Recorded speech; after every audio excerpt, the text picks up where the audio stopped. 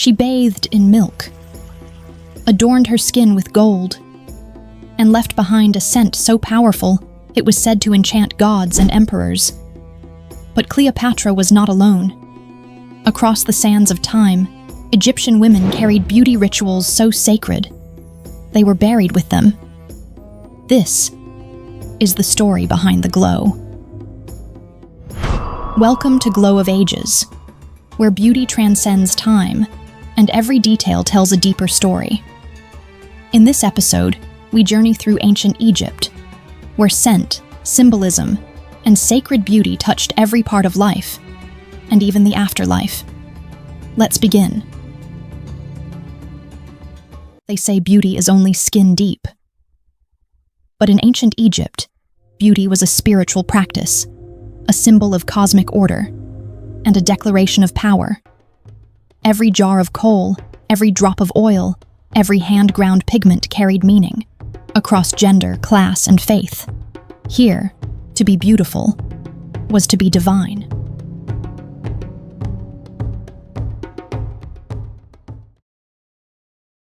To understand the beauty secrets of ancient Egypt, we must begin not with Cleopatra or Nefertiti, but with the civilization itself. Egypt was not merely a kingdom of stone and sand, it was a living canvas, painted in color, perfume, and ceremony. Here, beauty was not optional, it was expected. It was woven into every layer of life, from birth to burial, from peasants to pharaohs. The Egyptians believed the body was a reflection of cosmic balance, what they called ma'at, the principle of harmony and divine order. To cleanse the skin, to scent the body, to line the eyes. These acts weren't shallow, they were sacred. Each morning began with ritual. Noble women would wash with linen cloths soaked in cool water, drawn from the Nile and infused with herbs like mint and chamomile. Cleansing was spiritual, meant to wash away dust, sweat, and the energies of sleep. Even the poor, with fewer resources, would still cleanse themselves with clay and ash. Cleanliness was considered not just hygienic, but moral. Then came the oils. No modern-day moisturizer compares to the reverence Egyptians held for their oils. They used moringa oil to soften and soothe, castor oil to cleanse, and almond oil to protect. Each was chosen not only for its effects on the skin, but for its scent, its source, and its symbolism. The oils were stored in alabaster jars, kept cool and protected from sunlight. To open one was like unsealing a treasure. Applying oil to the body was slow, deliberate. It was massaged into the skin as music played, as mirrors reflected flickering torchlight. And these oils were often scented. Blue lotus, for dreams and sensuality. Frankincense, for purification. Myrrh, for divine connection. Fragrance wasn't just pleasing, it was power. In temples, priests anointed themselves before approaching the gods. In palaces, queens were perfumed before appearing before the people. In the afterlife, bodies were embalmed with aromatic oils, because even in death, Egyptians believed the body should remain beautiful. Beauty in Egypt was not a luxury. It was identity. It was status. It was ritual. Even workers and farmers wore kohl around their eyes and perfumed their clothing with crushed petals and bark. It was a democratic kind of beauty, available to all just in varying degrees of opulence. For the wealthy, beauty was indulgent. Clay was used for exfoliating masks. Salt scrubs were mixed with crushed almonds. Nails were tinted with henna, and hands perfumed with rosewater. For the poor, beauty was clever. Clay from the riverbanks doubled as a cleanser and skin balm. Crushed leaves and charcoal provided color and protection. Even children were taught the basics of hygiene and grooming, because beauty, like wisdom, was taught from youth. And for the Egyptians, beauty wasn't static. It changed with time, class, and region. In the Old Kingdom, styles were restrained, elegant, and minimal. In the Middle Kingdom, jewelry grew bolder, pigments brighter. And by the time of the New Kingdom, the glamour we associate with Cleopatra and Nefertiti was in full bloom. But across centuries, one belief remained. To honor one's appearance was to honor the gods. To prepare the body each morning wasn't about ego. It was about alignment. With nature. With the stars. With the divine. Even tomb inscriptions reflected this devotion. Lines carved in stone remind the dead to anoint the body with oil, purify the hands, wear kohl upon the eyes. In Egypt, death was not the end of beauty. It was simply the continuation of a ritual. A civilization that believed in rebirth could never truly let beauty die. In ancient Egypt, to adorn the face was not a trivial act. It was a language, a ritual, a shield, a declaration. Where modern beauty might begin with trends, Egypt's began with meaning. Let us begin with the most iconic, kohl. It framed the eyes in bold, black strokes, swept outward like the wings of Horus. But kohl was not merely cosmetic. It was protective. Made from ground galena, a lead-based mineral, it served to shield the eyes from the sun's harsh glare. But more than that, Egyptians believed it warded off the evil eye. It was as much armor as it was artistry. Men, women, even children wore it. Pharaohs wore it in battle. Priests wore it during sacred rites. And in tombs, even the dead were buried with it, so their souls might cross into the afterlife beautifully guarded. Then came green malachite, a mineral crushed into fine powder and applied to the eyelids. Its color wasn't chosen for fashion, but for symbolism. Green was the color of rebirth, fertility, and renewal. It was associated with the god Osiris, ruler of the underworld and resurrection. To wear green was to invoke protection and transformation. A visual prayer. A sacred statement. And what of the lips, the cheeks?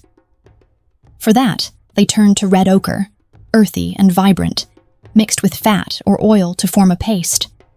Applied to the cheeks, it gave the illusion of life. To the lips, it evoked passion, vitality, power.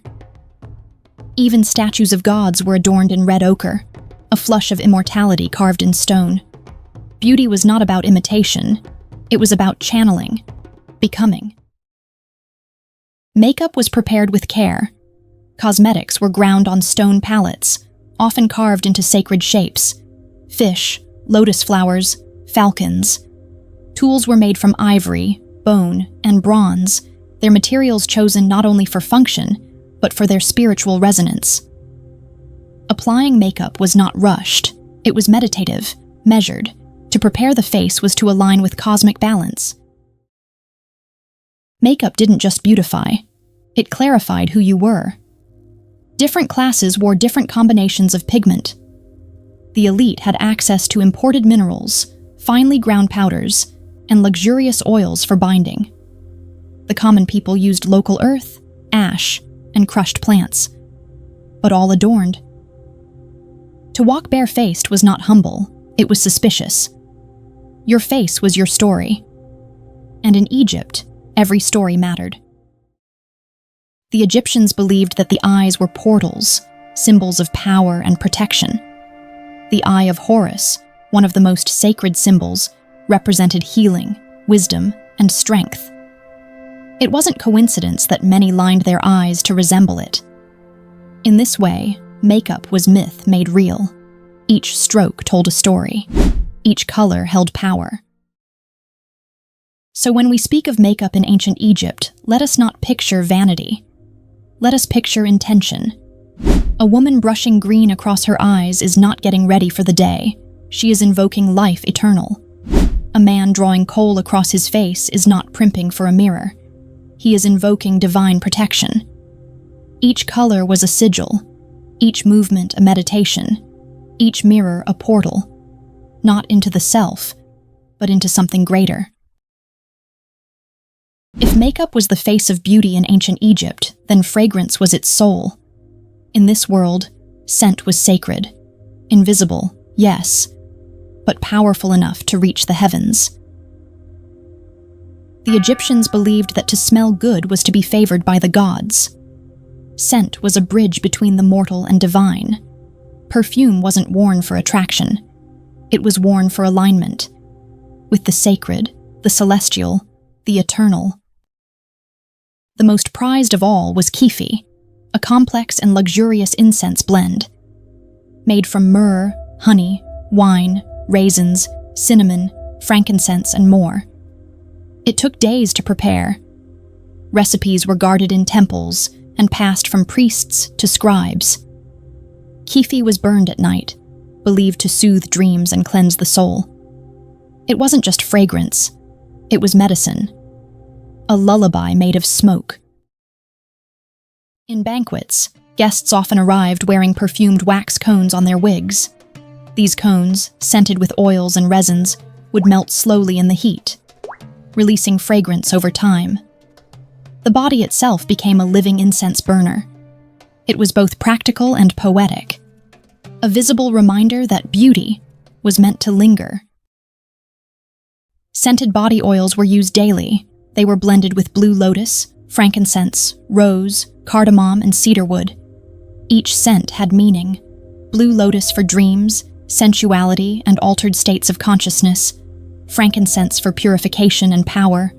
Myrrh for healing and embalming. Rose for love and joy. These oils were massaged into the body after bathing, slowly with reverence.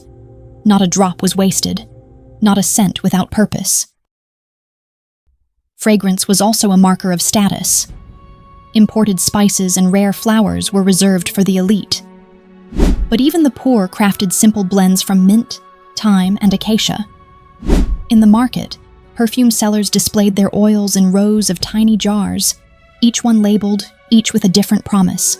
Love, protection, fertility, power. One didn't just wear scent in Egypt. One chose it like one chose armor. Temples, homes, and even boats were perfumed.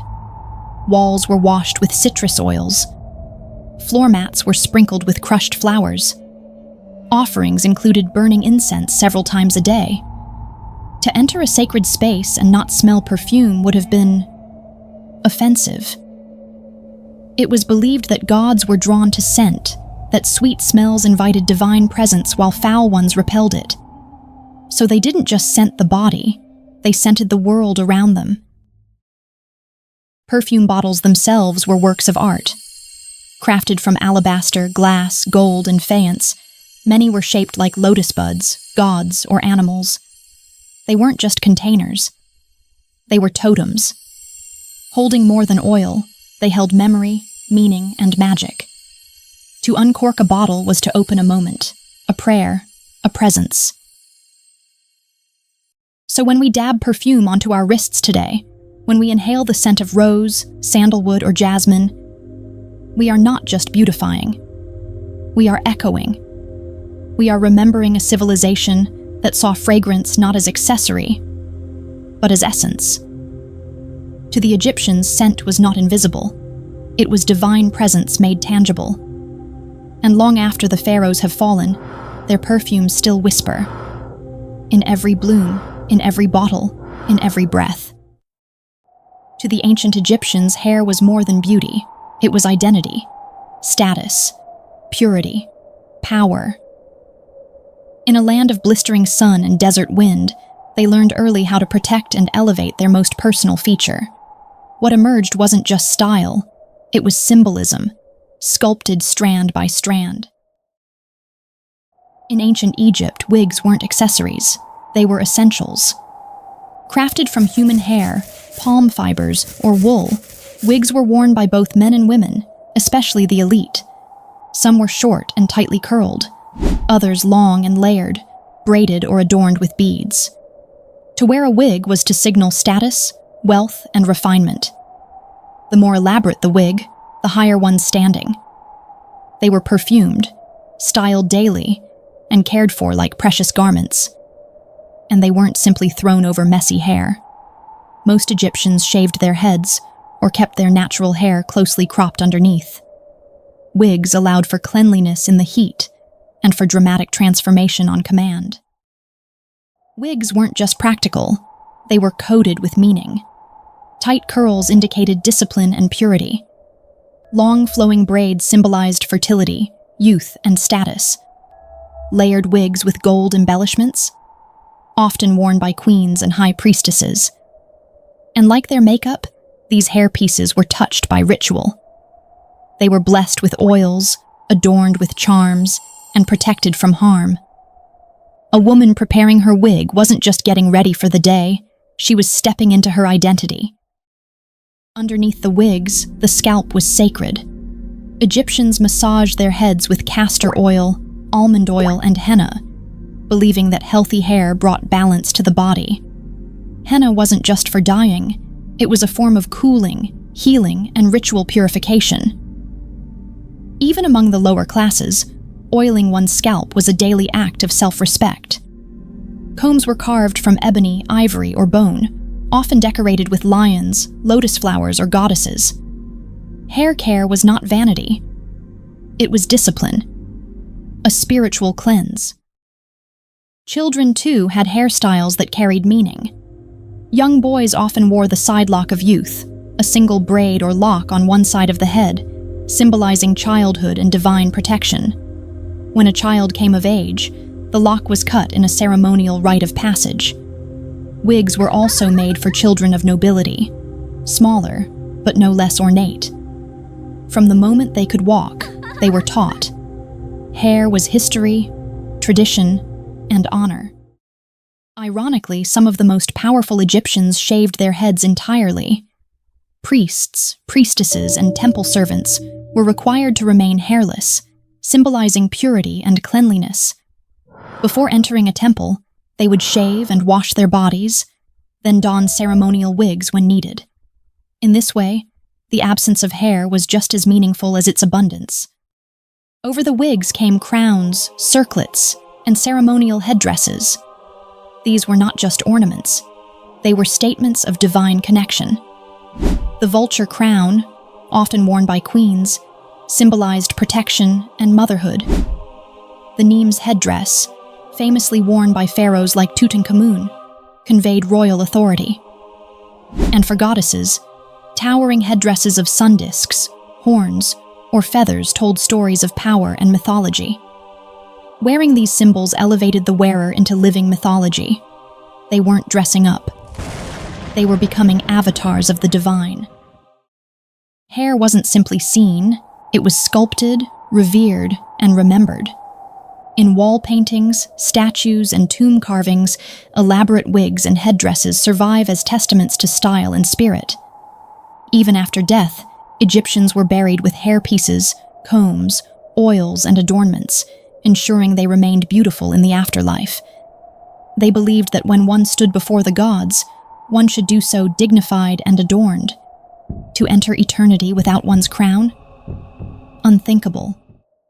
So today, when we style our hair with intention, when we crown ourselves in ceremony, we continue a legacy thousands of years in the making. The Egyptians did not hide their hair. They elevated it. They crowned it. Because to them, the head wasn't just the seat of thought. It was the seat of divinity. And each morning, as they oiled their scalps, tied their braids, and placed their wigs and headdresses, they weren't just grooming. They were honoring the gods within. In ancient Egypt, the skin was sacred. It was the boundary between the body and the divine, the canvas on which beauty, health, and spirit were revealed. And like the Nile that nourished their land, Egyptians believed the skin too should be purified, protected, and revered. The day began and ended with cleansing. Baths were taken not only for hygiene, but for spiritual refreshment. To bathe was to wash away the dust of the desert and the burdens of the soul. In the homes of the elite, water was drawn from private pools or fetched from the Nile, and poured from alabaster jugs into polished stone basins. Fragrant herbs, lotus petals, and citrus peels were sometimes added to the water. Even a simple rinse became a moment of luxury. Few beauty rituals are as iconic, or as misunderstood, as the milk bath. Yes, Cleopatra is said to have soaked in milk and honey, and modern historians agree, this was more than legend. Lactic acid, found naturally in sour milk, acts as a gentle exfoliant, removing dead skin cells and leaving the skin smooth and radiant. Mixed with honey, a natural humectant and antibacterial agent, the blend created a bath both cleansing and healing. These ingredients weren't just practical.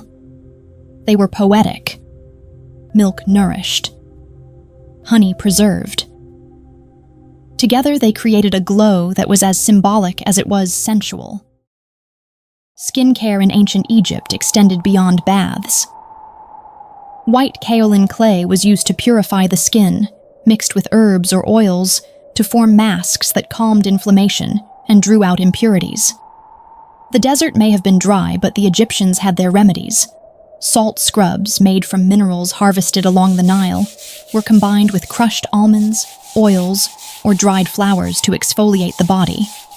And natron, a naturally occurring salt blend composed of sodium carbonate and bicarbonate, was used to cleanse the body, even in mummification. But in life, it worked as a powerful deodorant and antibacterial wash. After bathing, the skin was anointed with oil-based balms. Moisture was locked in with ingredients like castor oil, moringa oil, sesame oil, and beeswax. These oils didn't just soften the skin. They scented it. They shielded it from the sun and sand. They told the world, this body is honored, protected, sacred. For special occasions, oils were infused with blue lotus, rose, or frankincense, turning the body into a walking temple of scent and softness. Beeswax was prized for its preserving properties.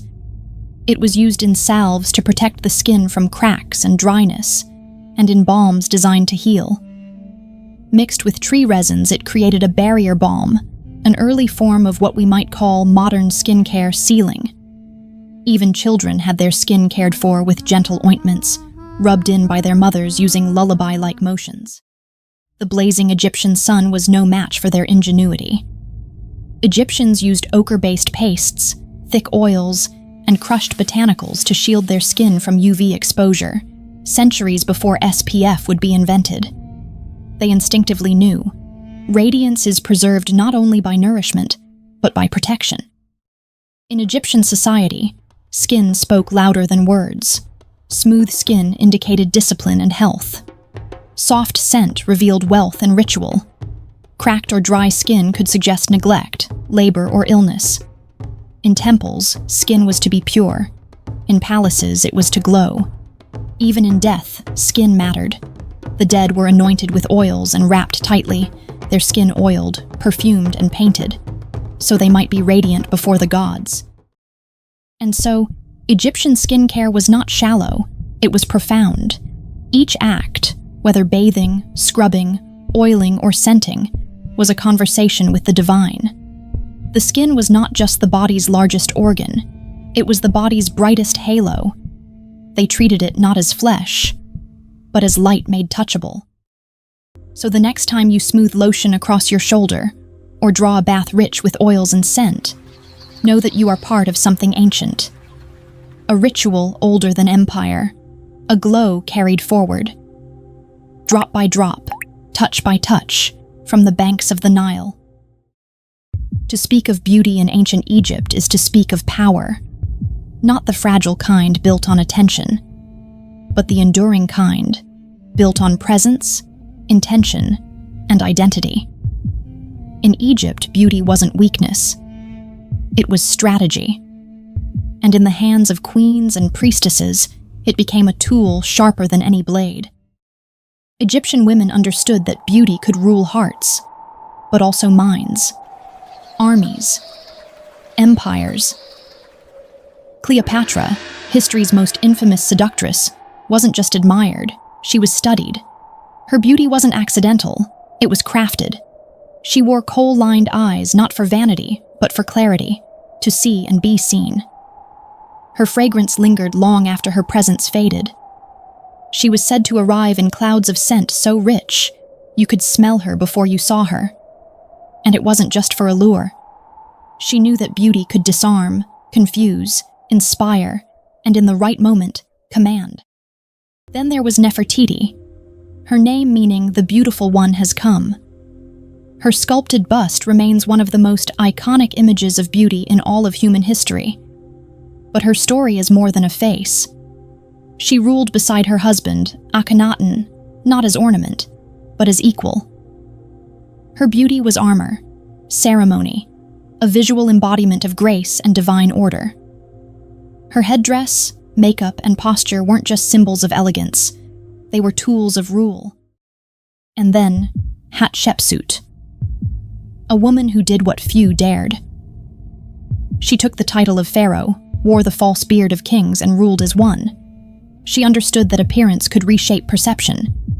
Her statues showed her not as a queen, but as a masculine ruler. She wore the traditional regalia of male kings, but beneath it was a woman wielding both intellect and image. To her, beauty was strategy and story. By reshaping her public appearance, she reshaped her legacy. In Egypt, beauty and power weren't opposites. They were siblings. Priestesses performed sacred rites, wearing full ceremonial adornment. Their beauty was seen as a reflection of divine favor, a visible sign of purity and spiritual rank. Even in battle, pharaohs painted their faces. Their appearance on the field mattered. It inspired, intimidated, solidified their myth. And the people understood. A ruler who maintained their radiance maintained their favor with the gods. Cosmetics, fragrance, hairstyles, clothing, these were tools of messaging. A change in eye shape could indicate mourning or rebirth. A certain headpiece could denote fertility or protection. The way one perfumed their skin could signify the ceremony ahead. This wasn't surface-level performance. This was visual diplomacy. Egyptians understood something we often forget. Before you speak, your appearance speaks first. To be beautiful was not to be passive. It was to be aligned with divinity. Their gods were beautiful. Their statues were adorned. Their stories were filled with color, ornamentation, perfume, and light. And so, to appear polished, radiant, composed, was not arrogance. It was spiritual harmony. It was proof that one walked in balance, favor, and power. Even in death, the power of beauty continued. The body was not simply preserved, it was prepared. Oils were massaged into the skin, makeup applied to the face, wigs and jewelry carefully placed. The dead were expected to arrive before the gods in radiance, worthy of eternal life. Because in Egypt, beauty was not fleeting. It was eternal. It was something to be carried through this life and into the next. Today, Cleopatra still seduces cinema. Nefertiti still graces museum halls. The eye of Horus is still inked onto modern skin. Their beauty did not die. It transformed. It reminds us that true beauty, the kind fused with ritual, intention, and presence, does not fade. It rules. It remains. It glows. So the next time you draw a line across your lid, or lift your chin in the mirror, remember the queens who turned beauty into language, into legacy, into power. Their secrets? They weren't magic spells. They were rituals. And they worked. We began this journey with a question. What were the beauty secrets of ancient Egypt? And what we discovered is that they weren't just secrets. They were systems, sacred routines, symbols of something deeper. They cleansed not just to be clean. They cleansed to align with the gods. They wore makeup not to conceal, but to declare, I see, I protect, I am powerful. They perfumed their skin not for praise, but to carry the divine on their bodies, to walk in ritual, to glow with meaning. These were not just beauty practices. They were acts of worship, daily devotion wrapped in color, scent, and touch. And thousands of years later, we still echo them. In the kohl-lined wing of an eyeliner, in the honey on our lips, in the rose oil we dab at our wrists before we leave the house. We're not just putting on makeup. We're remembering. So let us not forget. Beauty is not only about being seen, it's about being felt. It's about the power of ritual, the quiet reverence of tending to the self, and the magic of choosing to glow, even in the face of time, hardship, or history. Because beauty in Egypt was not something to chase. It was something to embody, something to offer, something to carry forward. And here on Glow of Ages, that's exactly what we'll do. Thank you for watching. Subscribe to Glow of Ages, where beauty isn't a trend, it's a story. And every week, we'll tell one that stood the test of time. Because beauty, true beauty, always leaves a trace.